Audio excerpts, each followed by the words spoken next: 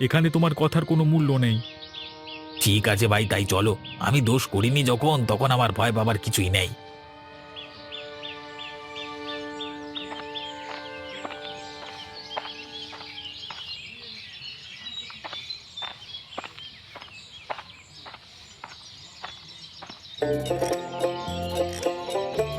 কি গো দিদি, কি করছো? এই যে ভাই, বেগুন ভাজা রান্না করছি। তা তোমার রান্না বান্না কি হয়ে গেছে নাকি? রান্না আর কি করব, আলু ভাতে আর ফ্যান ভাতে করে চলে এসেছি। আচ্ছা দিদি, তোমার সবজিগুলো খারাপ বের হয়নি? সবজি আবার খারাপ বের হবে কেন? দেখো না, আমার কর্তাটি বাজার থেকে কি সব সবজি কিনে আনে কে জানে, যেটাই কাটি সেটাই খারাপ।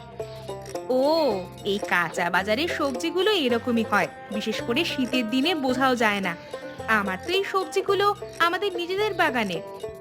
সেই তো দেখছি, নজর দিচ্ছি না, কিন্তু তবুও বলতে হবে, তোমার বাগানের সবজিগুলো খুব সুন্দর হয়েছে, দেখেই খুব ভালো লাগছে। সবই তোমার দাদার ধৈর্যের ফল। তোমার দাদা নিজের হাতে সমস্ত কিছু তৈরি করেছে। সেই তো, ধৈর্য ধরে সবজি উৎপন্ন করলে কত সুন্দর হয় বলো। একদিন তোমাদের কাছ থেকে কিছু সবজি কিনে নিয়ে যাব, তারপর ওকে দেখাবো যে আসলে কাঁচা সবজি কেমন হওয়া উচিত। তাই যেও, তোমার দাদাও বলে বাজারে যারা সব সবজি বিক্রি করে সবই ভেজাল, ওপরে আলাদা ভেতরে আলাদা। তাহলে দেখছি তোমার দাদা ঠিকই বলে। হ্যাঁ দিদি, দাদা বাজারে যায় না ঠিকই করে। তোমার নিজের বাগানের সবজি খেয়ে তোমাদের অন্তত শরীর ভালো থাকবে। ঠিকই বলেছো, শরীর পেট দুটোই ভালো থাকে। তা তুমি একদিন এসো না, আমি তোমার দাদাকে বলে রাখবো তোমার জন্য কিছু সবজি আগে থেকে তুলে রাখবে। দাদা কোথায় গেছে? সকাল থেকে বাগানের মধ্যেই বসেছিল, আমি জোর করে পাঠালাম বাইরে। বাগানের সবজিতে কাউকে হাত দিতে দেবে না, শেষে আমি আজকে বললাম সবজি তুলে না দিলে আমি রান্না করব না, তখন আমাকে বাধ্য হয়ে সবজি দিল। কষ্টের জিনিসে কেউ হাত দিলে সত্যি খুব দুঃখ হয়। দাদারও বোধহয় এই সবজির ক্ষেতের ওপর প্রচুর আবেগ। হ্যাঁ, প্রচুর।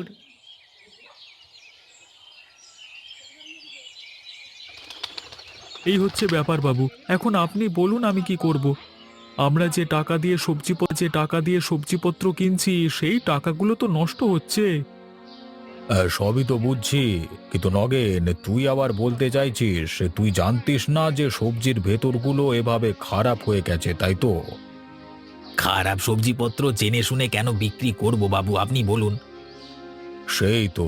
তাহলে গন্ডগোলটা কোথায় হচ্ছে বলতো নগেন? তুই কার কাছ থেকে সবজি কিনিস? ওই আড়তদাররা বিক্রি করতে আসে তো, ওদের কাছ থেকেই কেনা হয়। হ্যাঁ, সত্যি কথা বলবি, সবজি কেনবার পর তুই কি কিছু করিস? কিছু করি বলতে মানে এই সবজিগুলোকে একটু চকচকে দেখানোর জন্য ওষুধ প্রয়োগ করি আর কি। তবে সেই ওষুধ শরীরের পক্ষে খারাপ নয়, মানে আপনি তো বুঝতেই পারছেন এগুলো করতে ব্যবসা তো। না না, আজকের পর থেকে এসব করা যাবে না। মানে বাবু, এই সবজিতে চাকচিক্য না থাকলে খদ্দের আসে না। চাকচিক্য দেখিয়ে খদ্দের আনতে হবে না তোদেরকে। আমি তোদেরকে যেটা বলছি সেটা করবি। আচ্ছা বাবু, বলুন। কাঁচা সবজি আড়তদারদের কাছ থেকে যেমন কিনে আনবি তেমনই বিক্রি করবি, মাঝখানে কিছু প্রয়োগ করবার কোনো প্রয়োজন নেই। ঠিক আছে বাবু, আমার কোনো অসুবিধে নেই। এখন দেখতে হবে এই ওষুধ না দিলে তোমার সবজি পচা বেরোয় কিনা। যদি বের হয় তাহলে ধরতে হবে আড়তদারদের দোষ, আর যদি না বের হয় তাহলে জানতে হবে এই ওষুধের দোষ।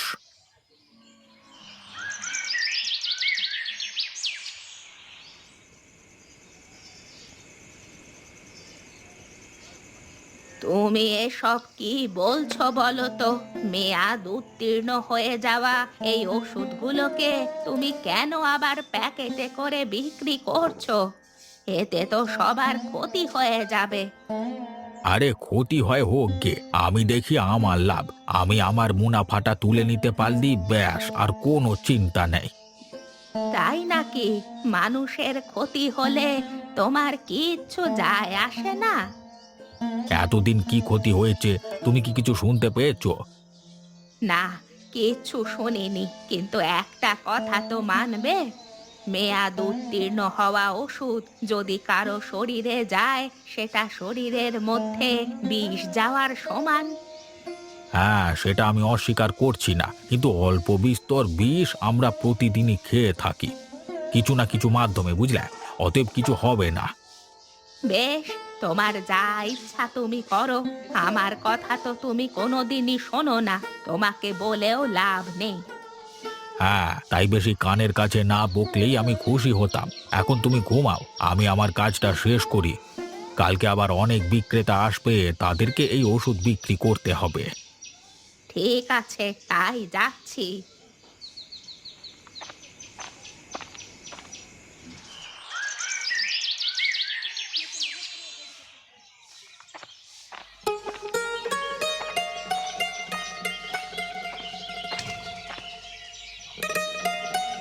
আরে গোপাল, কোথায় গেলে তুমি? আজকে হাঁটতে হাঁটতে তোমাদের বাড়িতে চলে এলাম তো।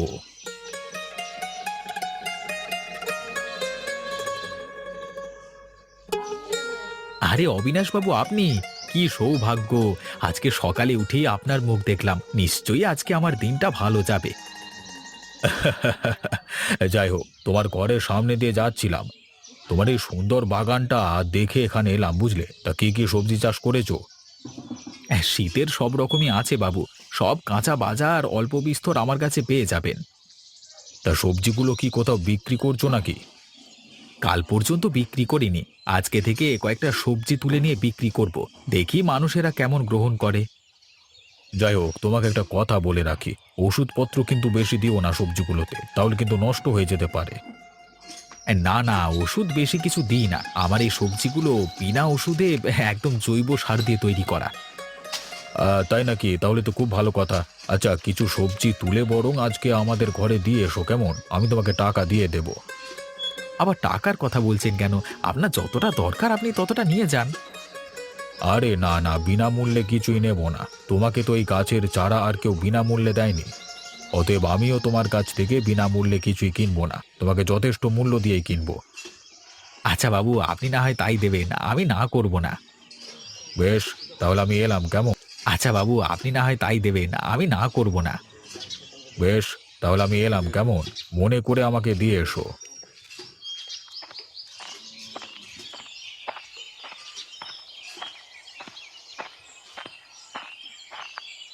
আয় নগে নায়, তোর জন্যই অপেক্ষা করছিলাম। তা আজকে কতটা ওষুধ দেবো তোকে?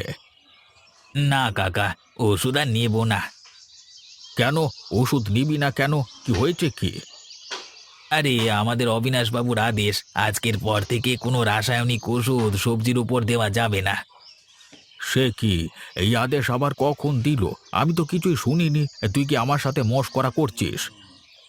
আরে আমি মশকরা করতে যাব কেন? তুমি বুঝতে পারছো না? আমি একদিন যে সবজিগুলো বিক্রি করেছি, সব সবজির ওপর ভালো হলেও ভেতরগুলো খারাপ ছিল, সেই কারণেই এই আদেশ। তো তাহলে আমার ব্যবসার কি হবে রে? সেটা আমি বলতে পারবো না, তুমি অন্য ব্যবসা করো। এখন রাসায়নিক সার বাদ দিয়ে জৈব সার বিক্রি করো, তাহলে নিশ্চয়ই তোমার ব্যবসা আবার ভালো হবে। তবুও বলছিস তুই আমার কাছ থেকে ওষুধ নিবি না? সম্ভব নয় কাকা, সম্ভব নয়, কারণ অনেক লোকের কাছ থেকে প্রত্যেক দিন আমাকে অভিযোগ শুনতে হচ্ছিল। এভাবে তো প্রত্যেক দিন অভিযোগ শোনা সম্ভব নয়। কিন্তু এই ওষুধ দেওয়ার কারণে যে সবজিগুলো খারাপ হচ্ছে সেটা তোরা বুঝলি কি করে? আরে আমি কি বুঝেছি, যা বোঝবার বুঝেছেন অবিনাশবাবু। উনি একবার পরীক্ষা করে দেখছেন, যদি ওষুধ বন্ধ করে সবজিগুলো ভালো থাকে তাহলে নিশ্চয়ই ওষুধটা খারাপ হবে। এই রে, তাহলে তো আমার অবস্থা খারাপ করে দেবে বলে মনে হচ্ছে। আমাকে তো তাহলে ডেকে পাঠিয়ে জরিমানা করবে। তুমি আর কি করবে? তুমি কি জেনে শুনে আমাদের ক্ষতি করছো? তা প্যাকেটের ভেতরের ওষুধে কি আছে তুমি কি করে জানবে? আরে ভাই, আমি তো সবই জানি, আমি তো সবই দিয়ে ভেজাল মেশাই। ঠিক আছে কাকা, আমি তবে চললাম। যদি কখনো আবার লাগে মানে তোমার ওষুধ, তাহলে আমি তোমাকে আবার বলবো, ঠিক আছে? আরে আমি এখানে থাকলে তো বলবি আমাকে, মনে হচ্ছে আমাকে এখান থেকে কেটে পড়তে হবে।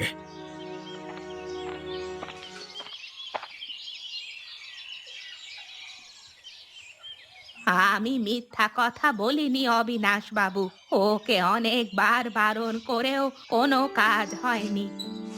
কিন্তু কাকা যে এরকম কাজ করবে আমি তো ভাবতে পারিনি। আমি তাহলে সন্দেহটা ঠিকই করেছিলাম, ভেজাল ওষুধ সবজিগুলোতে প্রয়োগ করবার জন্যই এত কাণ্ড ঘটছে। কিন্তু আপনি কিছু একটা ব্যবস্থা করুন, না হলে এই জিনিস বেড়েই চলবে। আমি আপনাকে কথা দিচ্ছি, আমি কালকে হরিপদ কাকার দোকানে গিয়ে ওনাকে ভালো করে বুঝিয়ে দিয়ে আসবো। চেঁচামেচি করব না, আর জিনিসটা গোপনই রাখবো, যাতে কেউ জানতে না পারে। হ্যাঁ বাবু, তাহলে খুব উপকার হয় আমার। আমি তাহলে সমস্ত চিন্তা থেকে মুক্ত হতে পারি।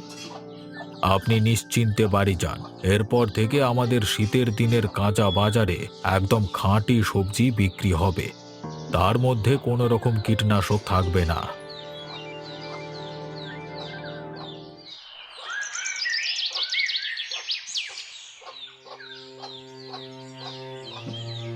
এরে, যেখানে বাঘের ভয় সেখানেই তো সন্ধে হয়। মরে যে অবিনাশ বাবু এদিকে আসছে তো, আমার নামে কেউ কি নালিশ করলো?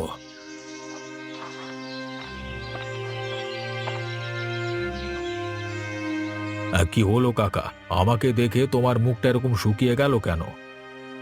না মানে, আপনি হঠাৎ আমার কাছে এলেন, ওই জন্যই আর কি। বুড়িমা আমাকে সবকিছুই বলেছেন কাকা। তোমার কি মনে হয় তোমার কাজটা করা কি ঠিক হচ্ছে? কোন কাজটার কথা বলছেন বাবু? তোমার সাথে বেশি তর্কে জড়াবো না, শুধু একটা কথাই বলতে চাই, এই কারবারগুলো এবার বন্ধ করো।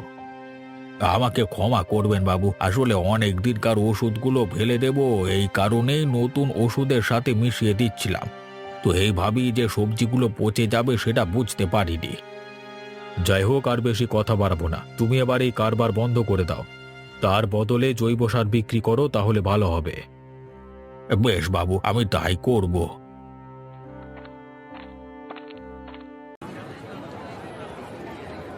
কি হে দাদা, এখন সবজিগুলো কেমন বুঝছো? একদম দারুণ, একটা সবজিও আর পচা বের হয় না। তাহলে বুঝছো তো, আমি জেনে শুনে যে এই কাজ করতাম না সেটা প্রমাণ হলো। হ্যাঁ ভাই নগেন, কিন্তু একটা কথা বলতেই হবে। কি কথা ভাই? এই গোপাল দাদা যে সবজিপত্রগুলো বিক্রি করে, তার ধারে কাছে কিন্তু কেউ নেই। হে, আমার গোপালদার সবজিগুলো খেতেই সব থেকে খাঁটি মনে হয়। সেটা ঠিকই বলেছো দাদা। একটা গোপনীয় কথা বলি, মানে এখান থেকে বাড়ি যাওয়ার সময় আমিও গোপাল দাদার কাছ থেকে সবজি কিনে নিয়ে যাই, কাউকে কথাটা বলো না।